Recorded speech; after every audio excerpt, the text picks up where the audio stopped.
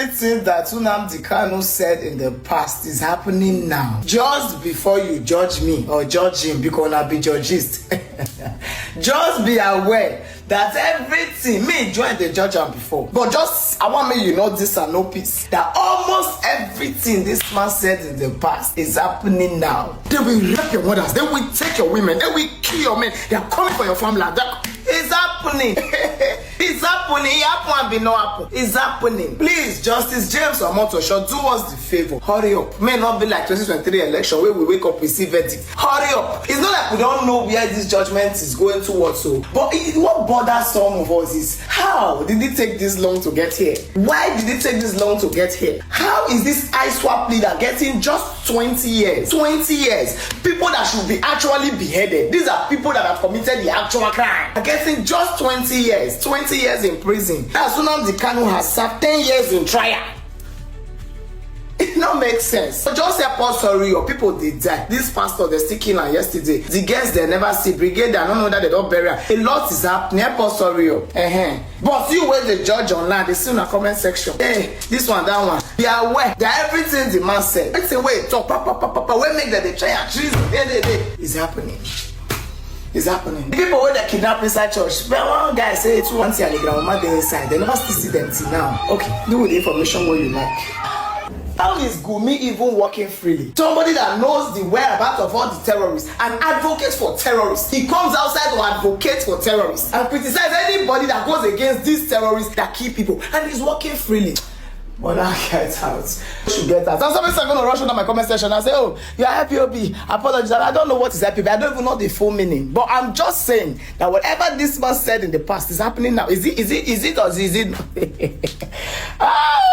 I've been trying not to make a video about this. I've been trying to just, what was going on. I saw him arguing. One thing you can't take away from that man is his strength. He's unbroken. And they watch and they call up there and say, God will punish you now forever. You don't know the law. The person say you don't know the law. You're sure for the law now. Where you forget rights to waive a right of final address and what they call out. You show him in the law. But obviously there's an agenda. I won't be shocked if they give him life imprisonment, death by hand. After all, they said it's treason. Common protesters will protest that day for invert governance. Now treason, they still charge them. My dear, hurry up. Help me tell them, hurry up. People are dying in Nigeria. And sadly, this man even prophesied it. Please hurry up.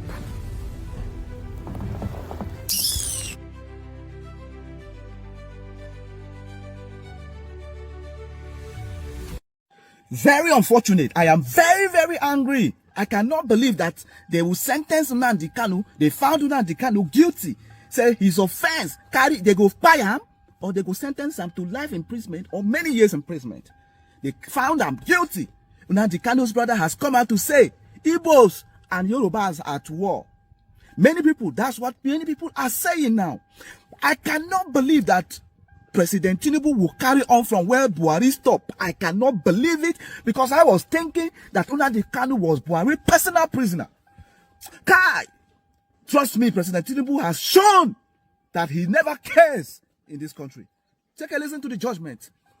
So that investigation revealed that the defendants having ordered members of IPOB to bury Ikozo in special way by using about 2,000 human heads. His men were only able to get 30 human heads. W4 explained that Ahmed Gulag, the former senior special assistant to the former President Goodluck Jonathan, was killed on the day declared to be a seat at home. That he tried to take another route to the airport in Owerri when he was shot by IPOB terrorists. PW4 stated further that on the following day, 24th day of April 2021, the defendant made a broadcast in which he declared that Nkozo will be buried specially in the manner of the Oba of Bini, meaning that he will be buried with human heads. Consequently, the defendant ordered his men to procure human heads for the burial of Nkozo. 2 stated that the defendant is also the founder of Eastern Security Network, which is the armed wing of IPOB, and that he also established and operates Radio Biafra illegally, which was not registered with the Nigerian Broadcasting Commission. That the defendant told him all this during their interactions. PW2 further stated that during this interview, he was with his director and 4 other officers, as well as the defendant and 2 of his lawyers, namely Mr. Aloy Ejimako and Abila Tokchak.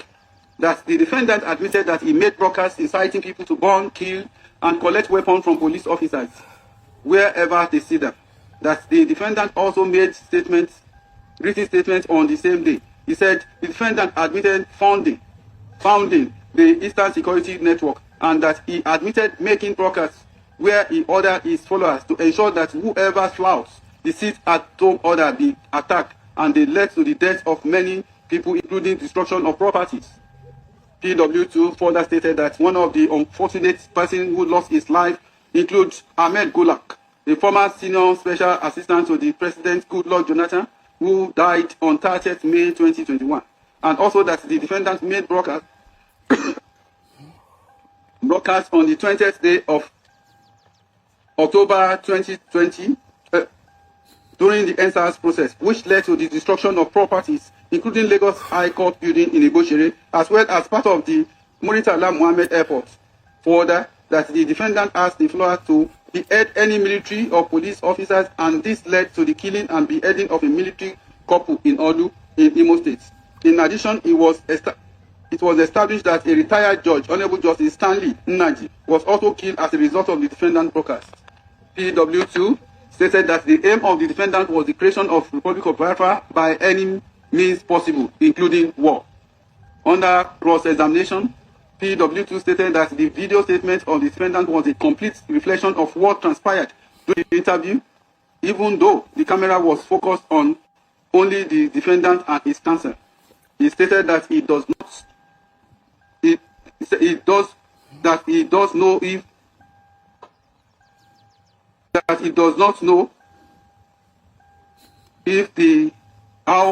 and how long the defendant was kept in solitary confinement prior to the statement being taken. He also said during the interview, the defendant did not tell him that he was frustrated or angry.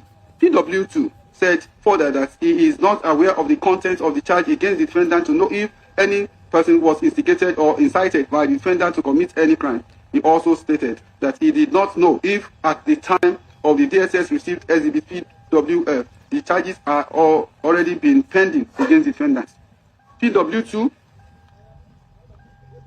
stated that even though the governor of Southwest States formed the Amotekun group to tackle security in their region, he is not aware if the Attorney General of the Federation wrote to the DSS to investigate the activities, which led to the formation of Amotekun. He stated that he never listened to Radio Biafra, but only got reports from the DSS security platform, where people who are mandated to monitor same put their reports. PW2 said he was not part of the team that arrested the defendant, and he did not investigate the defendant's assertion that he was kidnapped from Kenya, as it was not part of what was related to him by his boss. PW2 explained that extradition is a process of bringing a person from another country to a country to start his trial.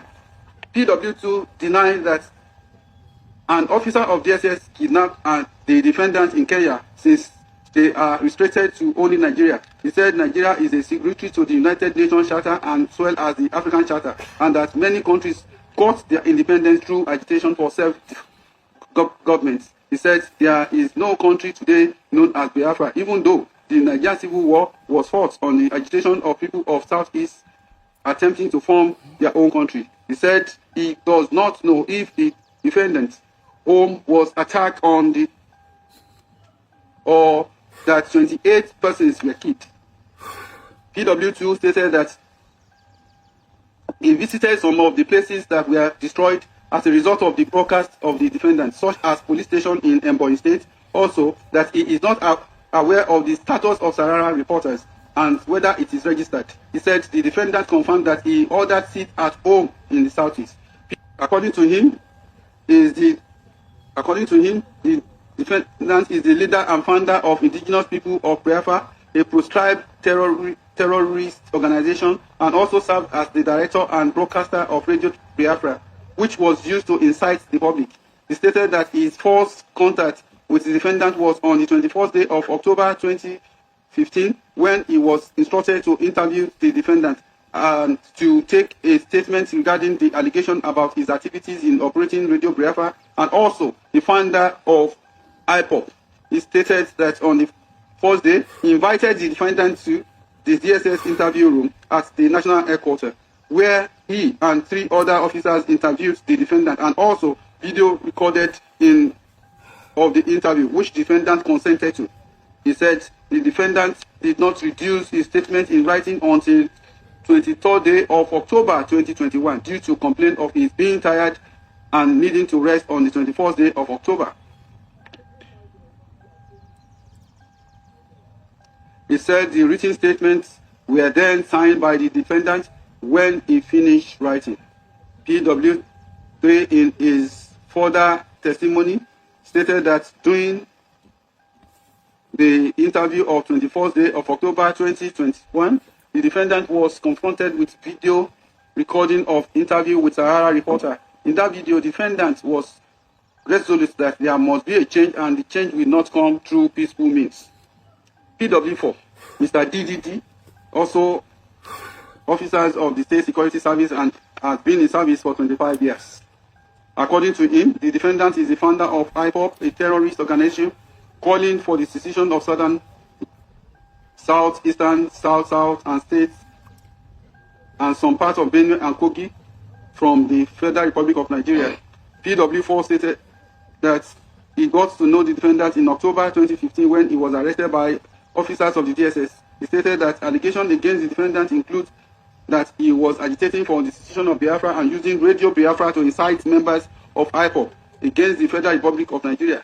PW4 stated further that on the 20th day of October 2015, through an intelligence, they discovered that the defendant smuggled a radio transmitter without declaring same to the Nigerian Customs Service, that it was hidden from view using household equipment and was contained in a container. PW4 stated that it was kept in the custody of one Benjamin Madubugu in Anambra. PW4 said he got to know all this when he was handed a video recording when the defendant was seen in the company of the said Benjamin Madubugu inspecting the radio transmitter and taking ownership and declaring it as a game changer, where Radio Biafra will be broadcast through. Following an instruction from his superior, PW4 obtained a search warrant and on the 28th day of October 2025 proceeded to the village where Benjamin Madubugu was and retrieved the radio transmitter. PW4 stated that when they opened the container, they found only the transmitter in it and asked Benjamin what happened to the other items, and he said the defendant came to inspect the radio transmitter with one individual named Chimeze who took the other items away, leaving only the transmitter in the container. He said Benjamin Madubugu wrote a statement on the 3rd day of November 2015 at the DSS headquarters, and he confirmed the result of the search. Benjamin Madubugu, when asked, did not produce any custom paper. Benjamin was initially arraigned along with the defendant until he jumped bail and the case was severed. He said, IPOD has made life difficult in Southeast due to the sit-at-home order of the defendant, as well as the violence unleashed by IPOD. Further, the Eastern Security Network, which is the armed wing of IPOD, bears arms, engages in guerrilla warfare, where they attack security agencies such as the police and the Nigerian army. They also ensure compliance with the sit-at-home order. PW4 stated that in a particular broadcast of 30th day of May 2021, the defendant issued threats that anyone who defies his order of sit-at-home by opening their shop should be killed and the shop burnt. PW4 explained that Ahmed Gulak, the former senior special assistant to the former President Goodluck Jonathan, was killed on the day declared to be a sit-at-home, that he tried to take another route to the airport in Owerri when he was shot by airport terrorists. PW4 said he was the first person at the scene and he found the lifeless body of Gulak on the road. He said that from the feedback he got from residents of Southeast, the sit-at-home order had depleted the economy and activities in Southeast and the people were living in apprehension for their safety. PW4 also said that he knew one Ikonzo, identified as one of the dreaded commanders of Eastern Security Network, which renamed is Kanikayo Andy. He described Ikonzo as a ruthless commander who took direct orders from the defendant. PW4 further stated that Nkanza was killed on the 24th day of April 2021 after masterminding attack in Olu, Imo State, during which he mobilized Eastern Security Network members and other adherents of IPOD to attack the correctional centers and facilitate the escape of numerous inmates who were in lawful custody. He also attacked the police headquarters, and a lot of police stations or police officers were killed. However, he was involved in a shootout with security operatives after a manhunt was declared on him. The shootout led to his death. PW4 stated further that on the following day, 24th day of April 2021, the defendant made a broadcast in which he declared that Nkanza would be buried specially in the manner of the Oba of Benin, meaning that he would be buried with human heads. Consequently, the defendant order is meant to procure human head for the burial of Nkanza. The order was carried out by one of his junior commanders named Emery Uzoma Benjamin, known as Oye Ami. That when Oye Ami was arrested, he wrote in his statement that the defendant ordered him to get the head, but he was only able to secure 30 human heads.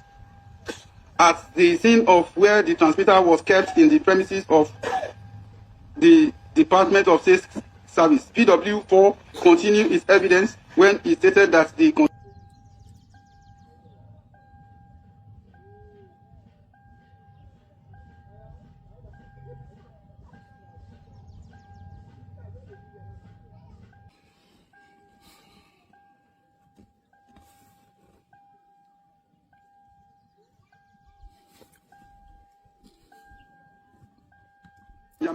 Kanu indeed made a statement before the DSS. During the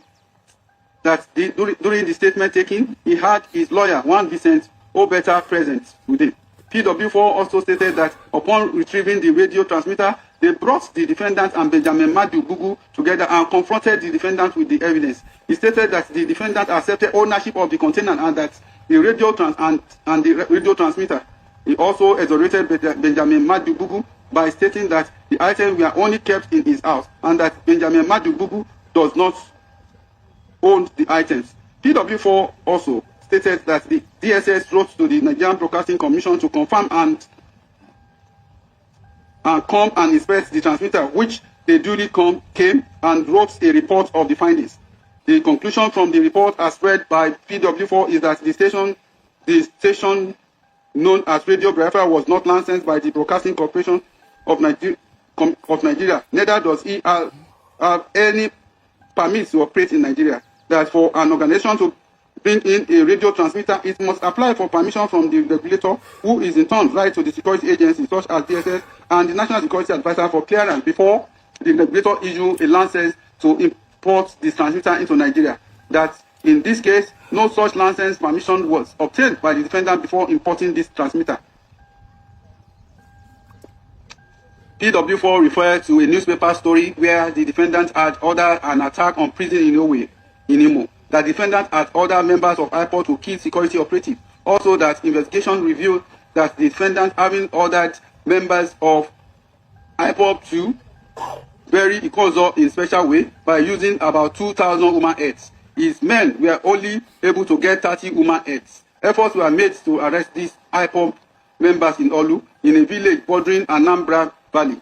They met some members of IPOD with human heads hanging from a wire mesh, and they also saw some of them eating human flesh, which they claimed was for spiritual fortification. They also saw as well where they dumped victims and beheaded bodies into. PW4 stated that he was part of the operation which comprised the DSS and the Nigerian Army. He also stated that the defendant has never denied making those state broadcasts and was even proud of making them. PW4 also stated that record shows that between 170 and 200 security agents of the federal government were killed by IPOD and Eastern Security Network all over Nigeria. He knows some of these murdered agents, which include his driver, one Shinemere Ereke, and their tactical leader who were killed in Umuma local government area of Imo State.